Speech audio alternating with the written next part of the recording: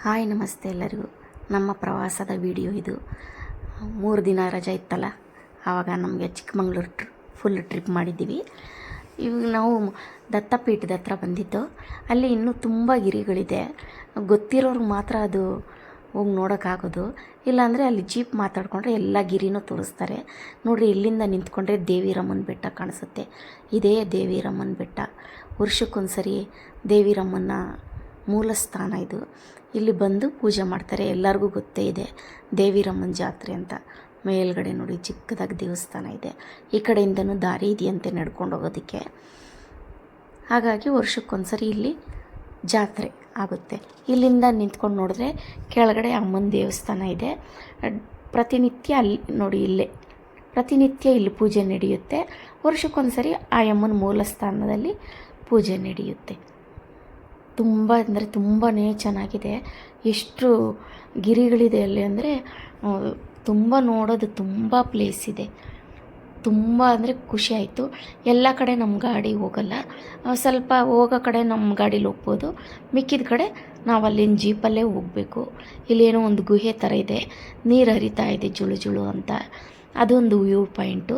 ಈ ಜೀಪ್ ಅವರು ನಿಲ್ಲಿಸ್ತಾರೆ, ಎಲ್ಲೆಲ್ಲಿ ವ್ಯೂ ಪಾಯಿಂಟ್ ಇದೆ ಮತ್ತು ಶೂಟಿಂಗ್ ಸ್ಪಾಟು ಎಲ್ಲ ಹೇಳಿ ನಿಲ್ಲಿಸಿ ತೋರಿಸ್ಕೊಂಬರ್ತಾರೆ. ನಮ್ಮನ್ನು ಹಂಗೆ ಎಲ್ಲ ಕಡೆ ನಿಲ್ಲಿಸಿ ಎಲ್ಲ ನೋಡ್ಕೊಂಡು ಬಂದರು.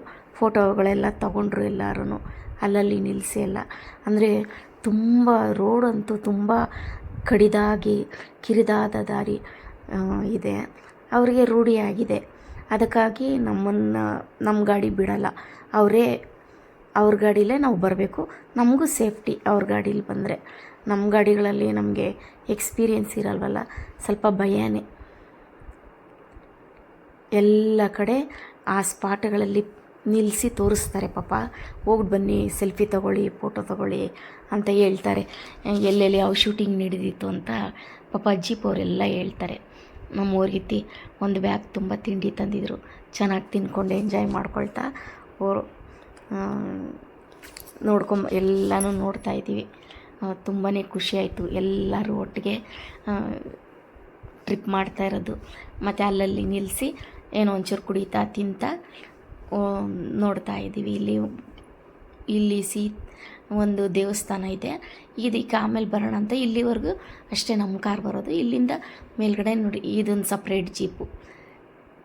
ಇಲ್ಲಿ ಒಂದು ದೇವಸ್ಥಾನ ಇದೆ. ಇದಕ್ಕೆ ನಾವಿಲ್ಲಿಂದ ಒಂದು ಜೀಪ್ಗೆ ನಾವಿರೋಷ್ಟು ಜನನೂ ಕೂತ್ಕೋಬೋದು. 200 ರೂಪೀಸ್ ಕೊಡಬೇಕು. ನೋಡಿ, ಇಲ್ಲಿ ಬಂದಿದ್ದೀವಿ. ಇಲ್ಲಿಂದ ಮೇಲಕ್ಕೆ ಹತ್ತಬೇಕು. ಅಷ್ಟು ನೋಡಿ, ಅಲ್ಲಿ ಮೇಲ್ಗಡೆ ಬಾವುಟ ಕಾಣಿಸ್ತಾ ಇದೆಯಲ್ಲ, ಅಲ್ಲಿವರೆಗೂ ಹತ್ಕೊಂಡು ಹೋಗಬೇಕು ನಾವು.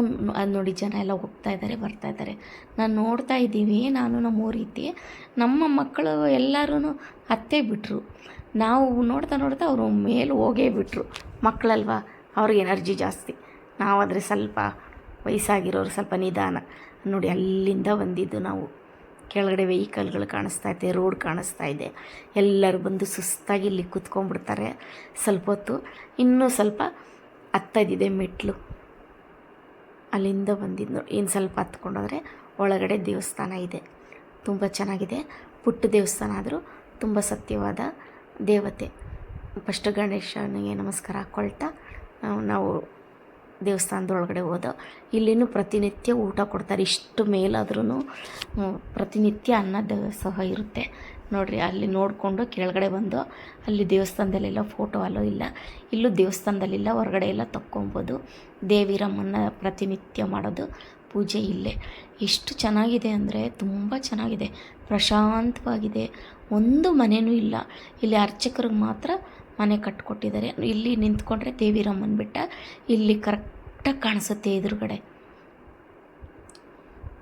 ಮತ್ತು ಇಲ್ಲಿನೂ ಪ್ರತಿನಿತ್ಯ ಅನ್ನದಾಸೋಹ ಇರುತ್ತೆ. ಎಷ್ಟು ಸ್ವಚ್ಛವಾಗಿಟ್ಟಿದ್ದಾರೆ ಅಂದರೆ, ಎಲ್ಲೂ ಒಂದು ಪೇಪರ್ ಆಗಲಿ ಒಂದು ಬಾಟ್ಲಾಗಲಿ ಇಲ್ಲ, ಅಷ್ಟು ನೀಟಾಗಿಟ್ಟಿದ್ದಾರೆ. ಇಲ್ಲಿ ತರಕಾರಿ ಬೆಳೀತಾರೆ. ಇಲ್ಲಿ ಬೆಳೆಯೋ ತರಕಾರಿನೇ ಅಡುಗೆಗೆ ಉಪಯೋಗಿಸ್ತಾರೆ.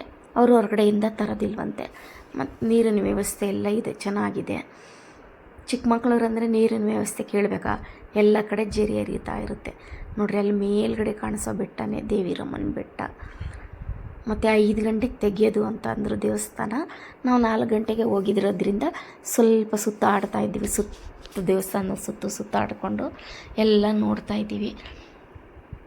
5 ಗಂಟೆ ಅಂದರೆ 5 ಗಂಟೆ ಕರೆಕ್ಟಾಗಿ ತೆಗೆಯೋದು, ಅಷ್ಟು ಕರೆಕ್ಟಾಗಿ ಮೇಂಟೈನ್ ಮಾಡ್ತಾರೆ. ಇಲ್ಲೆಲ್ಲ ಇನ್ನೂ ದೇವಸ್ಥಾನ ತೆಗೆದಿಲ್ಲ ಅಂತ ಎಲ್ಲ ಕುತ್ಕೊಂಡು ಉಳ್ಳಾಡ್ತಾಯಿದ್ರು. ತುಂಬ ಚೆನ್ನಾಗಿತ್ತು. ದೇವರ ದರ್ಶನ ಎಲ್ಲ ಮುಗಿಸ್ಕೊಳ್ತಾ 5 ಗಂಟೆಗೆ ತೆಗೆದ್ರು. ಮಹಾಮಂಗಳಾರತಿ ಮಾಡಿ ಇನ್ನೂ ಸ್ವಲ್ಪ ಜನಗಳೆಲ್ಲ ಕಾಯ್ತಾಯಿದ್ರು. ಮಹಾಮಂಗಳಾರತಿ ಮುಗಿಸ್ಕೊಂಡು ಅಮ್ಮನ ಆಶೀರ್ವಾದ ತಗೊಳ್ತಾ ಎಲ್ಲ ಮನೆ ಕಡೆ ಹೊರಟ್ವಿ. ಎಲ್ಲರಿಗೂ ಸುಸ್ತಾಗಿತ್ತು. ಬಂದು ಎಲ್ಲ ಉಳ್ಳಾಡ್ತಾವ್ರೆ. ಮಕ್ಕಳೆಲ್ಲ ಒಬ್ಬರ ಮೇಲೆ ಒಬ್ಬರು ಬಿದ್ದು ಉಳ್ಳಾಡ್ತಾವ್ರೆ. ಖುಷಿಯಾಯಿತು. ಮನೆ ತುಂಬ ಜನ. ಇದು ನಮ್ಮೂರ ಅವರಮ್ಮ, ಅವ್ರ ತಮ್ಮ, ಮಕ್ಕಳು ಎಲ್ಲ ತುಂಬಾ ಖುಷಿಯಾಯಿತು. ಆಮೇಲೆ ನೈಟ್ಗೆ ಡಿನ್ನರ್ಗೆ ಫುಡ್ ಸ್ಟ್ರೀಟ್ರಿಗೆ ಕರ್ಕೊಂಬಂದರು. ಮನೇಲೇ ಅಡುಗೆ ಮಾಡೋಣ ಅಂದ್ರೆ ಪಾಪ ನಾವು ಬಂದಿದ್ದೀವಿ ಅಂತ ಅವರು ಹೊರಗಡೆ ಊಟಕ್ಕೆ ಕರ್ಕೊಂಬಂದರು. ತುಂಬ ಚೆನ್ನಾಗಿ ಎಂಜಾಯ್ ಮಾಡಿದೆ ಇವತ್ತಿನ ದಿನ. Thanks for watching.